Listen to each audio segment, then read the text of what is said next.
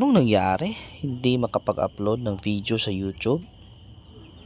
Try natin ulit and let's find out ano ba talaga yung nangyari. So, punta tayo sa YouTube app. Pindutin natin naka-incognito po kasi. So, balik tayo sa profile, create a post or a short. Gawin natin 60 seconds. Yan. Add clip, hanap tayo ng isa dito. Di ko po kasi alam kung bakit hindi ako makapag-post lately. And then 2 minute strikes yung nakalagay. So, tingnan po natin. Try po natin ulit. Yun pala, may problema. May 1 strike yung isang video ko against community guidelines. Nagkaroon ng violation.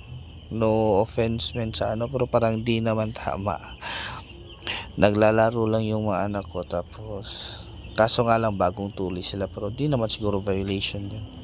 Try natin. Okay, pwede ka na mag-edit dito. Madali lang naman mag-post. Lagyan natin ng title, then upload natin yung short. Yan. Naka-upload na siya, si video. Tapos biglang may upload failed, check your videos, see video. Pindutin po natin. Yan. May nakalagay na 2 minute strikes due to community guidelines strikes. You cannot upload video at this time. So yun din, click natin tapos delete natin yung upload natin. Tingnan natin anong nangyari. So punta tayo sa Chrome. Ganito pala yun. Tingnan natin sa Chrome anong nangyari sa video, sa profile ko, ba't di ako makapag-upload. Sa Chrome, search po natin yung studioyoutube.com. Tapos may makikita kayong parang icon na YouTube Creator Studio. Yan po nasa taas, studioyoutube.com, YouTube Creator Video.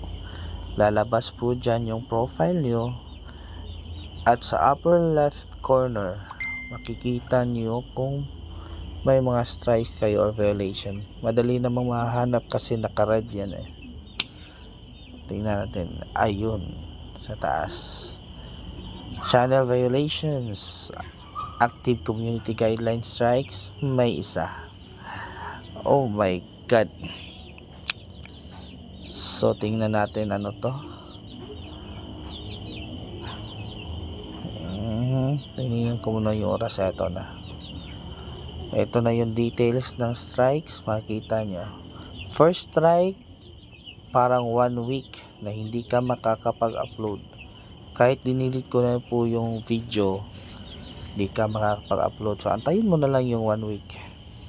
Yan po yung title ng video. O dinilit po ni YouTube, kahit mag-appeal ka, i-delete pa rin niya. Tapos hindi na po niya i-upload yan ulit sa profile mo o sa YouTube. So sayang, kaso kung ayaw mong matanggal sa YouTube, huwag mo na ipilit. Gawa na lang ng ibang video related na hindi magkakaroon ng community guidelines violation. So much better na iwas na lang sa mga ganong videos. Ewan ko kung ano yung ibang dahilan, pero yan, strike added.